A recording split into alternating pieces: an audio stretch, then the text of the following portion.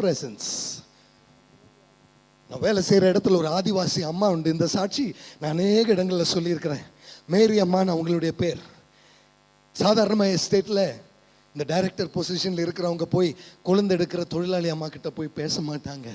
ஆனால் ஒரு நாள் என்னுடைய தேயிலை தோட்டத்துக்குள்ள அப்படியே நான் என்னுடைய ஜீப்பை ஓட்டி வந்து கொண்டு இருக்கிற வேலையில் ஆவியானவர் என்னை கூப்பிட்டு சொன்னார், வண்டியை நிறுத்த சொன்னார். சில வேலைகளில் ஆவியானவர் சொந்த நண்பர் பேசுவதை போல பேசுவார். நான் அந்த வாகனத்தை நிறுத்தினேன். ஆண்டவர் சொன்னார், இதோ அந்த அம்மா கிட்ட போய் பேச சொன்னார். அந்த அம்மா யாருன்னு எனக்கு தெரியாது. நான் வாகனத்தை நிறுத்திட்டு இறங்கி விட்டு நடந்துகிட்டே போனேன். தேயிலை காட்டுக்குள்ளே கொஞ்சம் தூரம் நிற்கிறாங்க. நிறைய பேர் என்னை பார்த்து குட் மார்னிங் சொல்கிறாங்க. இந்த அம்மா அந்த பக்கம் திரும்பி நிற்கிறதுனால நான் வர்றதே அவங்களுக்கு தெரியல. பக்கம் போய் அவங்க பின்னால் போய் நான் நிற்கும் போதும் அவங்களுக்கு நான் வந்துட்டேன்னு தெரியல.